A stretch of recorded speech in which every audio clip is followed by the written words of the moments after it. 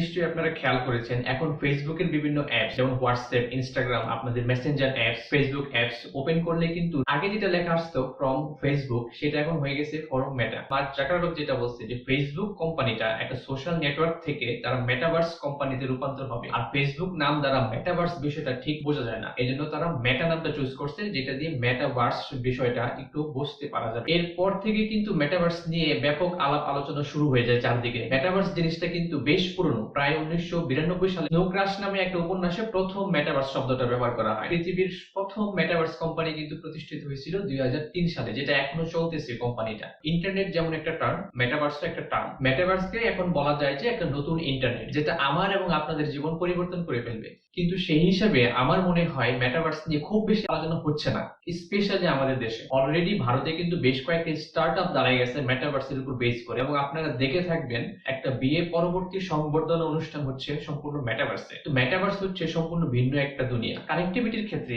আমরা এখন একজন আরেকজনের সাথে যোগাযোগ করতে পারতেছি, কথা বলতে পারতেছি, টেক্সট দিতে পারতেছি, দেখতে পারতেছি। মেটাভার্সের দুনিয়ায় সেটা হয়ে যাবে যে আমি ওই জায়গায় উপস্থিত থাকতে পারবো, বা অপর প্রান্তের ব্যক্তিটা আমার সাথে কনভারসেশনে এক জায়গায় জয়েন হইতে পারবে। জুম মিটিং এ এখন আমরা কি করি, বা ভিডিও মিটিং এ আমরা এখন কি করি, আমরা একটা লিংক শেয়ার করে দেই, সেই লিংকে ক্লিক করলে আমরা একটা উইন্ডোতে যারা যারা জয়েন করলো মিটিংটাতে সবাই কিন্তু দেখতে পারতেছে এক প্লেসে, সবাই একটা স্ক্রিনে চলে আসছে। ইন্টারনেট যেটা স্ক্রিনের উপর নির্ভরশীল, মেটাভার্স সেটা হইতেছে আমরা ওই জায়গাটার মধ্যে উপস্থিত, বাস্তবে কিন্তু যে যার জায়গায় অবস্থান করতেছি আমরা। এই বিষয়টা একটা বৈপ্লবিক পরিবর্তন নিয়ে আসবে আমাদের জীবনে। অফিস ওয়ার্ক বা অফিস মিটিং এর কথা চিন্তা করেন, আমাদের ঢাকা সিটির লম্বা জ্যাম ফেলে অফিসে যাইতে হয় একটা মিটিং ধরার জন্য। এই মিটিং গুলাই আমরা খুব সহজে করে ফেলতে পারবো এখন মেটাভার্সে। অনলাইনে পড়াশোনার জন্য আমার যেমন টিচার এক স্ক্রিনের মধ্যে থাকে এবং সেই স্ক্রিনে লিখে লিখে দেখায় আমাকে কোনো একটা বিষয় বোঝায়, আমি আমার টিচারকে ফলো করতেছি, দেখতেছি। কোনো একটা বিষয় না বুঝলে আমি গুগল করতেছি। মেটাভার্সে যেটা হবে, আপনি যে জিনিসটা বুঝতে পারতেছেন না সেটাকে টেনে নিয়ে আসবেন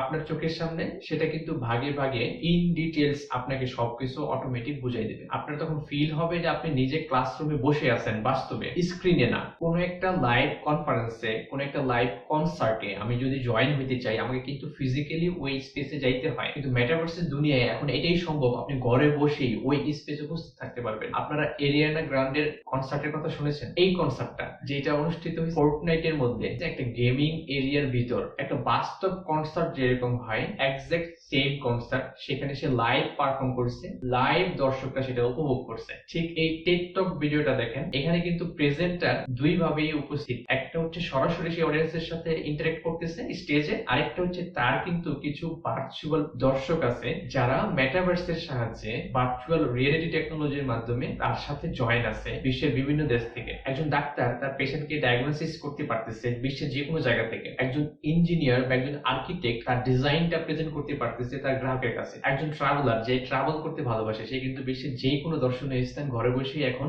ভিজিট করতে পারতেছে। এই বিষয়গুলো অনেকের কাছে একটা অদূর ভবিষ্যতের কল্পনার রূপকথা মনে হইতে পারে, কিন্তু বাস্তবে কিন্তু এখন অনেক বিষয় হইতেছে। আমরা যেমন এরিয়ানা গ্রান্ডের কনসার্টের কথা জানলাম, আপনি এখনই অনলাইনে এমন গেমস খেলতে পারেন যেখানে রিয়েলি আরো অনেকে একসাথে আছে, তাদের সাথে ইন্টারেক্ট করতে পারেন, কথা বলতে পারেন, গেমস খেলতে পারেন। আপনি এমনকি রিয়েল এস্টেটের মালিকও হইতে পারেন, যেটা সম্পূর্ণ ভার্চুয়াল। আপনি ওই রিয়েল এস্টেটে আপনার মনের মতো করে কনস্ট্রাকশন করতে পারেন, একটা প্রজেক্ট তৈরি করতে পারেন। এই সবকিছুই কিন্তু এখন হচ্ছে অলরেডি। ভিডিও শুরুতেই যেমন আমরা বললাম, একটা বিবাহ উত্তর সংবর্ধনা অনুষ্ঠান হচ্ছে এখন মেটাভার্সের দুনিয়ায়। কয়েকদিন আগে ওয়ালমার্টের একটা ভিডিও নতুন ভাবে সামনে আসছে, যেখানে দেখা যাচ্ছে আপনি ওয়ালমার্টের সুপার শপে প্রবেশ করে যেভাবে প্রোডাক্ট সিলেক্ট করতেন, যেভাবে প্রোডাক্ট আপনার ঝুড়িতে রাখতেন, এই সবকিছু কিন্তু আপনি বাস্তবে ইন্টারঅ্যাক্ট করতে পারতেছেন। সেখানে আপনাকে হেল্প করার জন্য একজন অ্যাসিস্ট্যান্ট আছে, যেখানে সে হিউম্যান ভয়েস আপনার সাথে ইন্টারঅ্যাক্ট করতেছে। আপনি চেক আউট করে দিলেন, আপনার প্রোডাক্ট আপনার ঠিকানায় ডেলিভারি পাঠিয়ে দেওয়া হলো। এখন আপনারা বুঝতেই পারতেছেন মেটাভার্স কিভাবে আমাদের জীবনকে পুরো চেঞ্জ করে দিবে। সারা বিশ্বের প্রায় প্রতিটা টেক কোম্পানি কিন্তু এখন মেটাভার্স নিয়ে তাদের চিন্তা ভাবনা শুরু করছে, কারণ হইতেছে এটা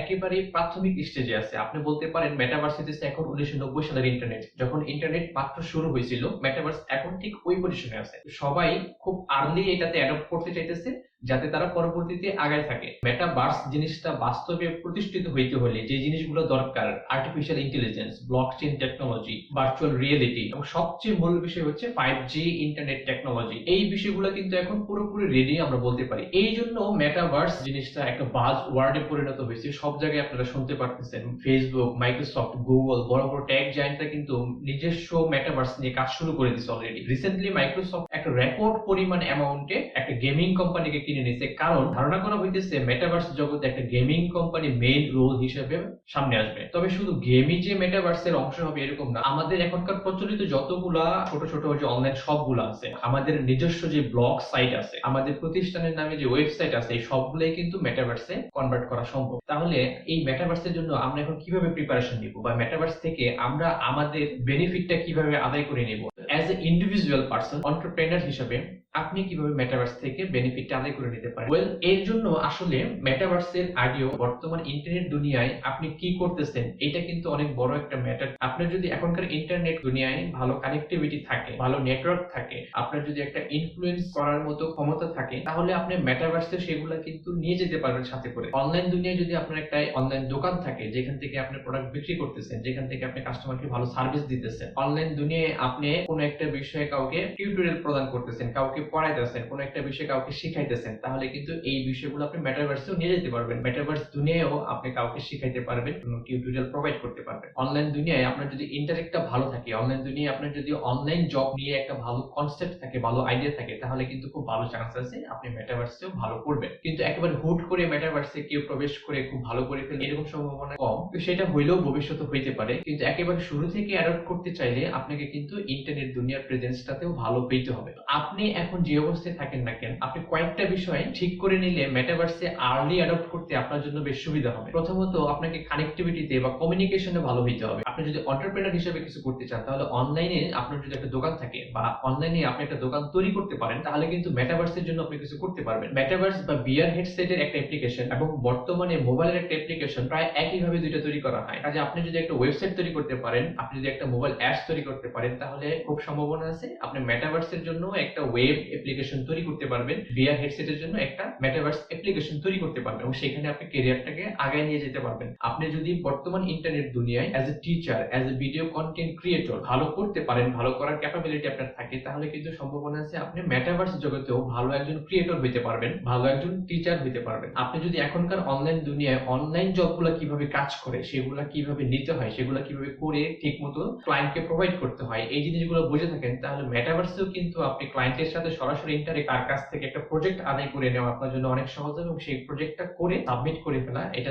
কিন্তু আপনার জন্য খুব সহজ হবে। এছাড়া মেটাভার্সের জগতে কিন্তু নতুন নতুন ধরনের অনেকগুলো জব আমরা দেখতে পারবো যেটা বাস্তব জীবনের সাথে কোনো সম্পর্ক নেই। আমরা হয়তো একটা বিআর হেডসেট লাগিয়ে সারাদিন মেটাভার্সের জগতে থাকতে পছন্দ করব বেশি বর্তমান জগতের চাইতে, এবং মেটাভার্স জগতেই আমার আয় রোজগার, কাজকর্ম, ব্যবসা বাণিজ্য হবে, সেখান থেকে আমার মূল ইনকামটা হবে যেটা আমি বাস্তব জীবনে খরচ করবো। কারণ মেটাভার্সে আমি তো আসলে বাস্তবিক অর্থে কোনো কিছু খাবো না, বাস্তবিক অর্থে মেটাভার্সের জগতে আমি ঘুমাবো না, যেগুলো আমাকে আসলে আমার বাস্তব জীবনে করতে হবে। কিন্তু আমার ইনকামটা হয়তো বা মেটাভার্স জগৎ থেকে আসবে, আমার যাপিত জীবনের বেশিরভাগ সময় আমার মেটাভার্সে কাটবে। এই আয় রোজগারের একটা বড় অংশই কিন্তু হবে বিনিয়োগের মাধ্যমে।